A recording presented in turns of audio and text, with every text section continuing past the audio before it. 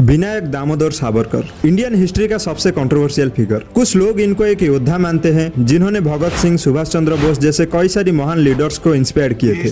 के लिए ज्यादा से ज्यादा यातनाएं सहने वाले व्यक्तियों में से एक वीर सावरकर। वही कई लोग इनको गद्दार का दर्जा देते हैं। मेरा नाम राहुल सावरकर नहीं है, मेरा नाम राहुल गांधी है। लेकिन क्या है विनायक दामोदर सावरकर का असलियत? क्या वो भारत के फ्रीडम स्ट्रगल में एक योद्धा थे या फिर गद्दार? आइए आज की स्पेशल रिपोर्ट में समझने की कोशिश करते हैं। गांधी हमारे हैं, सावरकर आपके। क्या सावरकर आपके नहीं है क्या?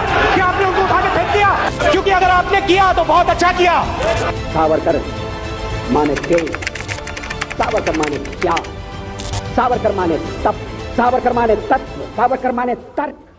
विनायक दामोदर सावरकर जी का जन्म 28 मई 1883 को महाराष्ट्र के भगरू गांव में एक ब्राह्मण हिंदू परिवार में होता है। उनके पिताजी दामोदर सावरकर एक रिलीजियस पर्सन थे, जिसके लिए बचपन से ही सावरकर रामायण और महाभारत को पढ़ना शुरू कर दिए थे, जिसके लिए बहुत ही कम उम्र में ही उनके मन में हिंदुत्व का जुनून जाग चुका था। बहुत ही कम उम्र में उनके माता पिता की देहांत हो जाती है। सावरकर जब 12 साल के थे तो उनके गाँव में हिंदू मुस्लिम के बीच दंगे हो जाती है और दंगे में घायल हुए हिंदुओं की नेतृत्व सावरकर लेते हैं, जिसके बाद गाँव के लोग उनको वीर सावरकर के नाम से बुलाना शुरू कर देते हैं। सावरकर बाल गंगाधर तिलक को अपने गुरु मानते थे। बाल गंगाधर तिलक और अपने बड़े भाई गणेश दामोदर सावरकर से वो बहुत ही प्रभावित थे। बाल गंगाधर तिलक जी के द्वारा शुरू किया गया गणेश उत्सव सावरकर अपनी स्कूल और गांव में करने लगे। साल 1901 में सावरकर का मैरिज यमुनाबाई के साथ होता है। सावरकर के पढ़ाई और राइटिंग के प्रति इंटरेस्ट बढ़ रहा था, लेकिन फाइनेंशियल कंडीशन के वजह से आगे की पढ़ाई करने में मुश्किल हो रहा था। यमुनाबाई सावरकर जी का पढ़ाई के प्रति इंटरेस्ट को देखकर अपने पिताजी से कह के सावरकर का एडमिशन फर्ग्यूसन कॉलेज पुणे में कर देते हैं। साल 1903 में सावरकर अपने बड़े भाई गणेश दामोदर सावरकर के साथ मिलकर मित्र मेला नाम की एक सीक्रेट सोसाइटी उनके कॉलेज में बनाते हैं, जो आगे जाके 1906 में अभिनव भारत सोसाइटी बने। साल 1905 में सावरकर स्वदेशी आंदोलन में हिस्सा लेते हैं और विदेशी कपड़ों को जला देते हैं। अभिनव भारत सोसाइटी और सावरकर फर्ग्यूसन कॉलेज में मास लेवल पर विदेशी कपड़ों को जलाने की प्लान बनाते हैं, जिसमें उनके गुरु बाल गंगाधर तिलक भी शामिल होते हैं। सावरकर पॉलिटिक्स में पूरी तरह से इन्वॉल्व हो चुके थे। उन्होंने ब्रिटिशर के खिलाफ कई जगह पर भाषण देने लगे। सावरकर जी का इन्हीं सभी हरकत को देखकर 1906 में उनको कॉलेज से निकाल दिया जाता है, जिसके बाद 3 जुलाई 1906 को सावरकर लंदन चले जाते हैं लॉ की पढ़ाई करने के लिए। लेकिन लंदन जाके भी सावरकर अपने देश को अंग्रेज से छुड़वाने की कोशिश में लग जाते हैं। सावरकर लंदन जाके एक फ्री इंडियन सोसाइटी बनाते हैं,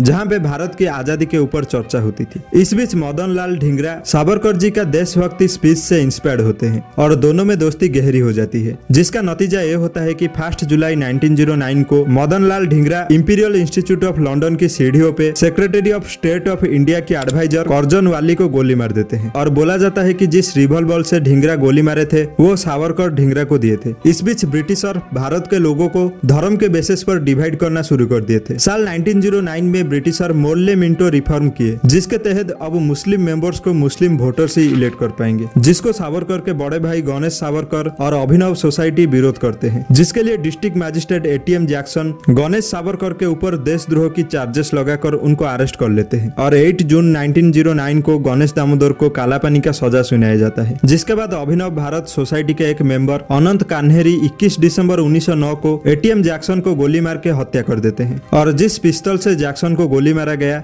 वो पिस्तौल सावरकर लंदन से भेजे थे। जिसके बाद ब्रिटिशर सावरकर के खिलाफ एक अरेस्ट वारंट इशू करते हैं और 13 मार्च 1910 को सावरकर को लंदन में अरेस्ट कर लिया जाता है। ब्रिटिशर सावरकर को शिप से लंदन से इंडिया लाते हैं, लेकिन इस बीच सावरकर शिप से भाग जाते हैं, लेकिन अंत में ब्रिटिशर उनको अरेस्ट कर लेते हैं और 4 जुलाई 1911 को ब्रिटिश इंडियन कोर्ट सावरकर को 50 साल की कालापानी का सजा सुनाता है और उनको अंडमान की सेलुलर जेल में भेज दिया जाता है। बोला जाता है कि जिन लोगों को कालापानी का सजा मिलता था उनको ब्रिटिशर बहुत ही बुरी तरह से पनिश करते थे। उनको हाथकड़ी लगा के कई घंटे तक खड़े कर दिया जाता था। जिस सेल में सावरकर को रखा गया था उस सेल के एक कोने में सावरकर को मौल शौच त्याग करने को बोला जाता था। हफ्तों तक खाना नहीं दिया जाता था। जिस जेल में सावरकर थे वहाँ पे हर महीने 5-6 कैदियों को फांसी दी जा रही थी, जिसको देखकर सावरकर का दम घुट रहा था। जिसके लिए सावरकर कुछ ऐसा डिसीजन लेते हैं जो आज भी उनके ऊपर एक काला दाग बन के रह गया है। 13 सितंबर 1911 को सावरकर ब्रिटिश सरकार को अपनी पहली माफीनामा भेजते हैं, लेकिन ब्रिटिशर उसको खारिज कर देते हैं। ऐसे 6 माफीनामा लिखने के बाद साल 1921 में सावरकर को कुछ शर्तों पे काला पानी पनिशमेंट से आजाद कर दिया जाता है। ब्रिटिश सरकार सावरकर से एक डिक्लेरेशन साइन करते हैं जिसमें लिखा गया था सावरकर इंडिया में ब्रिटिश रूल को अच्छा मानते हैं, जिस डिक्लेरेशन के वजह से सावरकर की इतनी बदनामी हो रहा है। सावरकर के ऊपर एक और दाग लगता है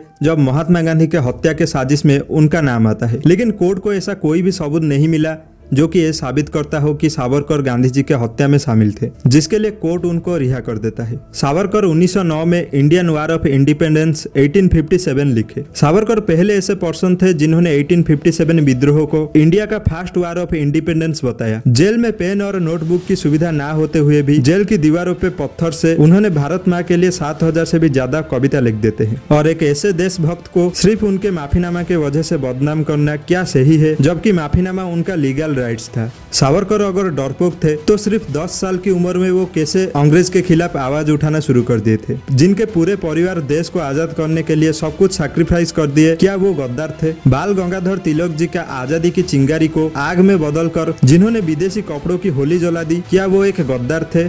इसका फैसला आप करो। आशा करता हूँ आज की स्पेशल रिपोर्ट से आपको कुछ वैल्यू मिली होगी। वीडियो अगर अच्छी लगी तो लाइक करो और इसी तरह का स्पेशल रिपोर्ट्स के लिए चैनल को सब्सक्राइब करो।